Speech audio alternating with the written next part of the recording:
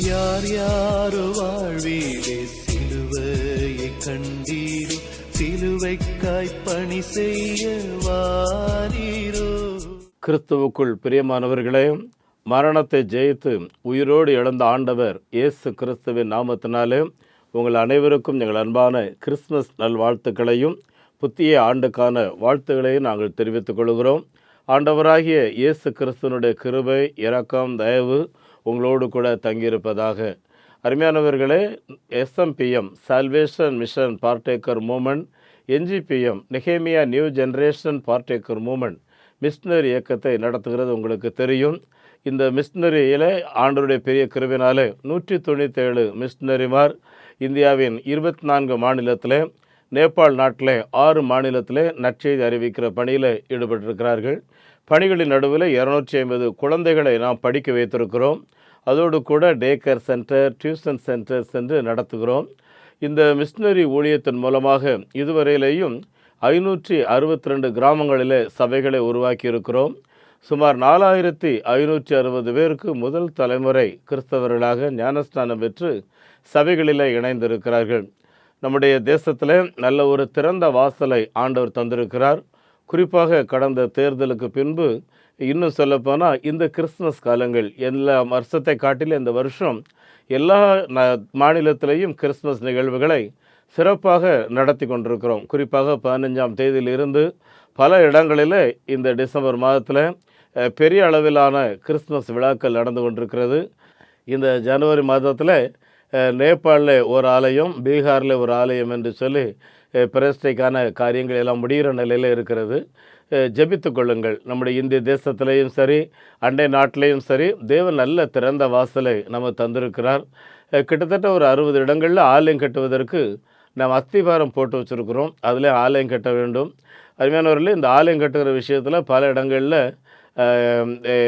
பஞ்சாயத்துலேயே சொல்கிறாங்க, நீங்கள் உங்கள் லெட்டர் ஹெட்டில் நீங்கள் ரிக்வெஸ்ட் லெட்டர் கொடுங்க, உங்களுடைய ரிஜிஸ்டர் போர்டு போட்டு நீங்கள் ஆராதனை நடத்துங்கள், ஆலயம் கட்டுங்கள், அனுமதி தருகிறோம் என்று சொல்லுகிறார்கள். ஒரு விதத்தில் ஒருவேளை நம்மை புரிந்து கொண்டு நமக்கு உதவி செய்கிறார்களா என்று தெரியவில்லை. எதுவாக இருந்தாலும் இது ஒரு நல்ல சூழ்நிலை. ஆகவே அருமையானவர்களே, ஆலயம் கட்டுவதற்கு முன் வாருங்கள். 7 லட்ச ரூபாய்க்கு பக்கா ஆலயம் கட்டலாம், 5 லட்ச ரூபாய்க்கு ஒரே அளவு கட்டலாம், 3 லட்ச ரூபாய் கச்சா ஆலயம் கட்டுறோம். ஆகவே உங்கள் வசதிப்படி எப்படி செய்யணுமோ நீங்கள் செய்யுங்க. ஆனால் ஆலயம் கட்டுகிறது ஒரு பெரிய ஆசீர்வாதம், நம்முடைய குடும்பங்களை ஆசீர்வதிப்பார். ஆகவே நம்முடைய சிறப்பு வருமானங்கள் மூலம், சொத்து பிரிக்கிறதன் மூலம், சிலர் ஓய்வு பெற்றிருப்பீங்க அரசு பணியிலிருந்து, அந்த நேரத்தில் சிலர் வியாபாரத்துறையில் சிறப்பான வருமானங்களை பெற்றிருக்கோம். ஆகவே ஏதாவது விதத்தில் ஆண்டவருக்கு கொண்டு சொல்லி சிறப்பான திட்டங்களை எடுத்து வைங்க. இந்த மிஷினரி ஸ்பான்சர்ஷிப்பை பொறுத்தவரையிலே 3000 ரூபாய் வாங்குகிறோம். நிறைய மிஷினரிஸ் காத்திருக்காங்க. ஒரு மிஷினரி நீங்கள் பொறுப்பெடுத்துட்டா யார் உங்களுக்காக ஊழியம் செய்கிறா அப்படிங்கிற விவரத்தை நாங்கள் உங்களுக்கு ஒரு அட்டையில் கொடுப்போம். அதோடு கூட மிஷினரியோடைய அறிக்கை, ஊழிய அறிக்கையை உங்களுக்கு நாங்கள் அனுப்பி வைப்போம். ஆதிவாசி குழந்தை படிக்க வைக்கிறதுக்கு 600 ரூபா, முழுமையாக பொறுப்பெடுக்கிறதுக்கு 1000 ரூபா வாங்குகிறோம்.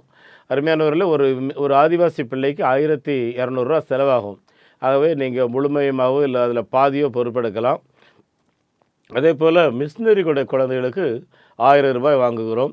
அன்புக்குரியவர்களே, தேவன் உங்களை நடத்துகிறபடி இந்த ஊழியத்தில் ஈடுபடுங்கள். ஆத்மாவை தேடிங்கிற பத்திரிகை நம்ம ஜெபிக்கிறதுக்காக, இயேசப்பாவுடைய வருகையை எப்போ இருந்தாலும் நம்ம சந்திக்க வேண்டும் என்பதற்காக இந்த பத்திரிக்கை வெளியிடுகிறோம். நீங்கள் இதை வாசித்தீங்க, இது இலவச பத்திரிகை, நல்ல தரமான செய்தி அதில் இருக்கும். ஆகவே அன்பானவர்களே, இந்த பத்திரிகை உங்களுடைய மொபைல் நம்பர், வாட்ஸ்அப் நம்பர் அனுப்புனீங்கன்னா நாங்கள் வாட்ஸ்அப்பில் கூட அனுப்பி வைப்போம். அட்ரஸ் அனுப்புனீங்கன்னா உங்களுக்கு நாங்கள் அனுப்பி வைப்போம். நம்ம ஆத்மாவுக்கு ரொம்ப பிரயோஜனமாக இருக்கும். அருமையானவர்களே, இந்த ஊழியத்தை ஆதரிக்கிறதற்கு எங்களுடைய வங்கி எண்ணை தெரிவித்து கொள்ளுங்கள்.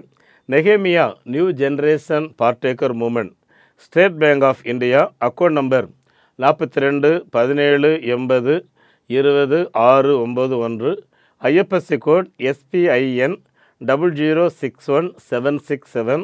அதே போல் salvation mission partaker moment SMPM, South India bank account number 0886073 0000169, IFSC code SIPL 0000886. எங்களுடைய தொலைபேசி எண் 9043867550, 9447375550. எங்களுக்காக தொடர்ந்து ஜெபித்துக் கொள்ளுங்கள். ஒரு பெரிய தரிசனத்தோட இந்த நாட்டில் ஊழியம் செய்கிறோம்.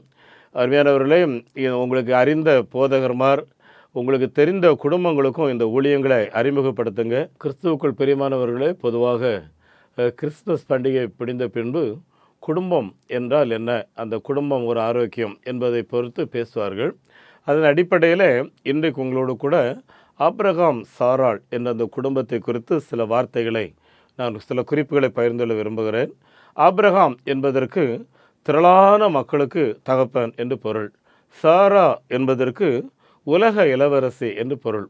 ஆக அழகான உலக இளவரசி, திரளான ஜாதிகளுக்கு தகப்பன். இப்படிப்பட்ட இந்த உயர்ந்தவர்கள் நீங்கள் வேதத்தில் வாசித்தீங்கன்னா ஒருவருக்கொருவர் புரிந்து ஒருவருக்கொருவர் விட்டு கொடுத்து வாழ்ந்தார்கள் என்பது சரித்திர உண்மை. அருமையானவர்களே, இந்த ஆபிரகாமுடைய அப்பா பார்த்திங்கன்னா ஒரு பெரிய வியாபாரி. அது மாத்திரம் இல்லை, அவங்க வாழ்ந்த இடம் வந்து ஒரு செழிப்பான பூமி, ஆரான் என்ற இடம்.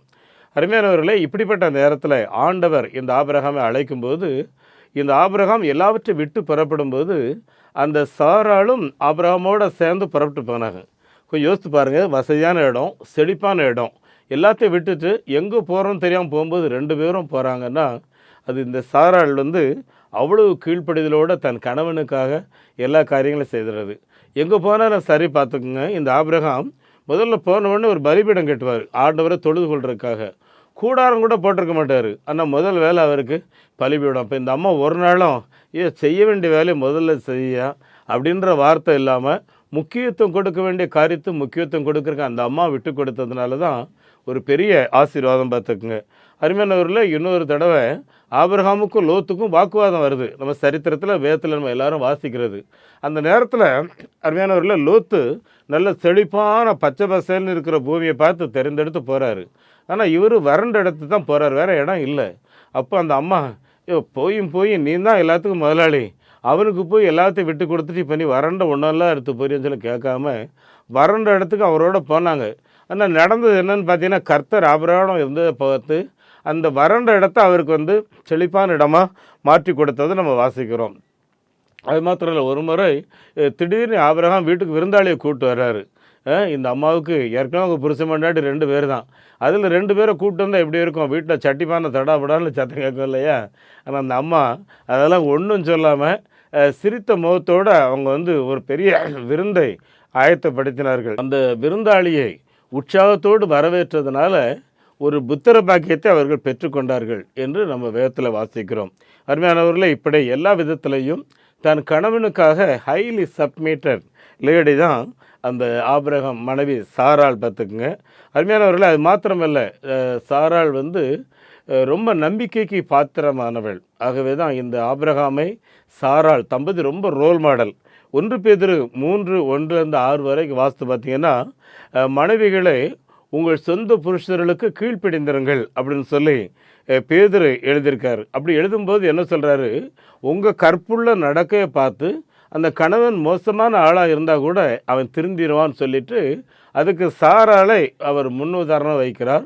உங்களுடைய உடலை அலங்கரிக்கும் போது இரவும் பகலும் கண்ணாடி முன்னாடி நின்று அலங்கரிக்கிற காட்டிலும் உங்கள் குணலட்சணங்களே உங்களுக்கு அலங்காரமாக இருக்க வேண்டும் என்று சொல்லிட்டு ஆபிரகாமை அந்த சாராள் கூப்பிடும்போது, ஆண்டவா, அதாவது குறியோ என்கிற வார்த்தை, என்னை ஆண்டு கொள்வதற்கு நீர் ஒருவரே தகுதியானவர் அப்படின்னு சொல்லி முற்றிலும் ஒப்பு கொடுத்து தன்னுடைய கணவனுக்கு முக்கியத்துவம் கொடுத்து வாழ்ந்தார்கள் என்று சொல்லி நம்ம வேதத்தில் வாசிக்கிறோம்.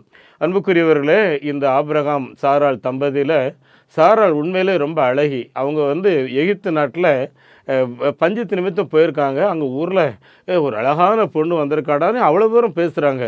இப்போது ஆபிரகாமுக்கு ஒரு பயம், ஒருவேளை என்னையை கொண்டு போயிட்டு அவளை கொண்டு போயிடுவாங்களோ அப்படிங்கிறதுனால சகோதரி அப்படிங்கிற வார்த்தையை அந்த இடத்து பயன்படுத்துகிறார். எகிப்து தேசத்துலேயும் சரி, பெலிஸ்தர்கள் தேசத்துலேயும் சரி, 2 இடத்துலையுமே ஒரு தவறான வார்த்தை. ஒரு விதத்தில் அது உண்மை. பார்த்திங்கன்னா 2 பேருக்கும் தாய் வேறு, தகப்பன் ஒரே ஆள். அது வேறு அடுத்த பிரச்சனை, வேறு சப்ஜெக்ட் வைங்களேன். எதுவாக இருந்தாலும் சகோதரிங்கிற வார்த்தை மனைவியை பயன்படுத்துவது என்பது ஏற்புடையதல்ல. என்றாலும் என் அன்புக்குரியவர்களை அப்படி ஏற்றுக்கொள்ளும்போது வேறு வழி இல்லாமல் அந்த நிலையை அவர்கள் ஏற்றுக்கொள்கிறார்கள். இப்போது என்ன நடக்குது, இந்த அம்மாவை வந்து அந்த பெரிய ராஜா, அதாவது பெலிஸ்தரின் அரசர் இந்த அம்மாவை கொண்டு போயிடுறாரு அரண்மனையில்.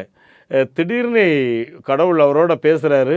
ஒரு முறை ஆபிரகாம் சாராள் விளையாடி கொண்டிருக்கிறதே பார்த்துட்டாரு. கணவன் மனைவி தான் இப்படி செய்வாங்க, இப்போ இவங்க விளையாடுறத பார்க்குறேனே, இதெல்லாம் பார்க்குறாரு.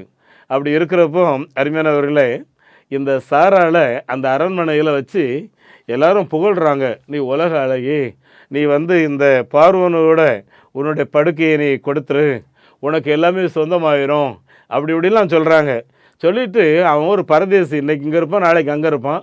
இந்த பரதேசி பின்னாடி போய் உன் அழகையும் உன் வாழ்க்கையும் ஏன் கெடுக்கணும் அப்படின்னு சொல்லும்போது அந்த சாராள் அவங்க எல்லாருக்கும் முன்னால் எழுப்பி என்ன சொன்னாங்களா தெரியுமா? நீங்கள் சொல்கிறபடி அவர் நாடோடி, அவருக்கு ஒன்றுமே கிடையாது, ஆனால் அவர் பரிசுத்தவான், அவர் தேவனுக்கு சிநேகிதன். இந்த 2 காரியத்தில் மனசில் வச்சுக்கங்க. 3வது, நீங்கள் வாழணும்னு சொன்னால் என்னை அவர்கிட்ட அனுப்பி வச்சுருங்க, இல்லைன்னா உங்கள் குடும்பம் அழிஞ்சு போயிடும். என் அன்புக்குரியவர்களே, புகழுக்கு மயங்காமல் தன் குடும்பத்தை கட்டி காக்கிறதுல அவ்வளோ கருத்து தெளிவாக சொன்னாங்களாம். நீங்கள் எல்லாம் இருக்கட்டும், அவர் தேவனுக்கு சிநேகிதர், எனக்கு அவர் கணவர். என் அன்புக்குரியவர்களே, நாம் மற்றவர்கள் மத்தியில் உங்களுடைய கணவர்களை குறித்து எப்படி பேசுகிறோம் அப்படின்னு சொல்லி கொஞ்சம் யோசித்து பாருங்கள். அன்புக்குரியவர்களே, மேக்கப் போடுறதுல நிறைய நேரங்கள் வீணாக போயிடுது, பார்த்துக்குங்க. கொஞ்சம் கவனமாக இருப்போம். அன்புக்குரியவர்களே, இந்த ஆபிரகாம் சாராள் தம்பதியில் இந்த சாராள் இன்னொரு விதத்தில் பார்த்திங்கன்னா ஒரு ஸ்பிரிச்சுவல் அட்வைசர், பார்த்துங்க. தன்னுடைய கணவனுக்கு நல்ல ஒரு ஆலோசகர். அன்பானவர்களே, உலக அளவில் தொழிலில் வெற்றி பெற்ற பலரை நான் சந்திச்சிருக்கிறேன். அவங்க எல்லாருக்குமே இன்றைக்கி வெற்றிக்கு காரணம் மனைவியினோட ஆலோசனை கேட்குறது, பார்த்துக்குங்க. அருமையானவர்களே, நீங்கள் நல்லா இருக்கணும்னா உங்களுடைய எல்லா போராட்டங்களுக்கும் ஃபஸ்ட்டு அட்வைஸ் வீட்டில் உங்கள் பிரச்சனையை ஷேர் பண்ணி அவங்க சொல்கிறது கொஞ்சம் காதில் வாங்கிக்கிங்க. ஒருவேளை நீங்கள் டிசிஷன் நீங்கள் எடுக்கலாம், அது ரொம்ப ஆசீர்வாதமாக இருக்கும். இப்போ இந்த இடத்துல பார்த்தீங்கன்னா ஆதியாகமம் 16:2-6 அங்கே ஒரு குடும்ப போராட்டம் பெரிய அளவில் வருது. அது பெரிய பிரச்சனை, எல்லா வீட்லையும் நடக்கிற ஒன்று. இப்போ என்ன நடக்குது?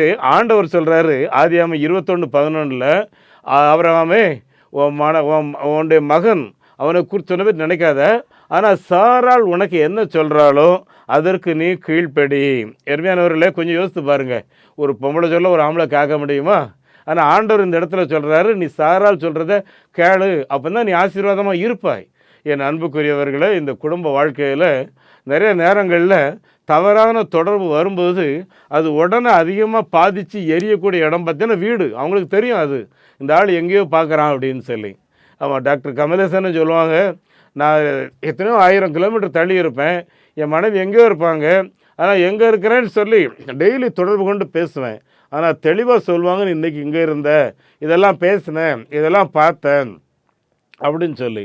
என் அன்புக்குரியவர்கள், ஆகவே இந்த பரிசுத்த விஷயத்தில் நீங்கள் எதையுமே மறைக்கவே முடியாது. அதில் அவங்க கண்டிக்கும்போது ஆலோசனை சொல்லும்போது கீழ்ப்படிஞ்சு பாருங்கள், உங்கள் குடும்பம் ரொம்ப ஆசீர்வாதமாக இருக்கும். உங்களுக்காக நான் ஜெபிக்க விரும்புகிறேன். பரலோக தந்தையே, இந்த வார்த்தைகளை கேட்ட அருமையான பிள்ளைகள் எல்லாரையும் பலப்படுத்தும். இன்றைக்கு ஆபிரகாம் சாராளை பற்றி உம்முடைய பிள்ளைகளோடு கூட எவ்விதத்தில் சாராள் நடந்து கொண்டால், எவ்விதத்தில் ஆபிரகாம் தன் மனைவியை கனம் பண்ணினார் என்றெல்லாம் நாங்கள் வேதத்தில் இருந்து சில குறிப்புகளை உம்முடைய பிள்ளைகளோடு கூட பகிர்ந்து கொண்ட ஆண்டவரே, அநேகருக்கு ஆசீர்வாதமாக இருக்கும்படி வரக்கூடிய காலங்கள் எங்களுக்கும் உமக்கும் மகிமையாக இருக்கட்டும். எங்களை தகுதிப்படுத்தும், பலப்படுத்தும், பயன்படுத்தும், ஆசீர்வதியும். கர்த்தராகிய இயேசு கிறிஸ்துவின் நாமத்தில் இந்த ஜெபத்தை கேட்கிறோம் பிதாவே, ஆமேன். நம்முடைய ஆண்டவர் இயேசு கிறிஸ்துவின் கிருபையும் பிதாவாகிய கடவுளின் அன்பும் பரிசுத்த ஆவியானோட நடத்துதல் ஆசீர்வாதம் நம் அனைவரோடும் இன்று வேண்டும் சதா காலங்களிலேயும் தங்கியிருப்பதாக, ஆமேன். உங்கள் அனைவருக்கும் அன்பான 2025ஆம் ஆண்டு புத்தாண்டு வாழ்த்துக்களை தெரிவித்துக் கொள்கிறேன். கர்த்தர் உங்களை ஆசீர்வதிப்பாராக, ஆமேன். இந்த மாபெரும் நற்செய்தி பணியில் ஒரு ஆதிவாசி குழந்தைய நீங்கள் 600 ரூபாய் கொடுத்து படிக்க வைக்கலாமே, உங்களால் ஏன்ற தொகையை கொடுத்து ஒரு ஆலயங்கள் கட்டுவதற்கு தீர்மானம் எடுக்கலாமே, உங்களுடைய பங்குகள் என்ன?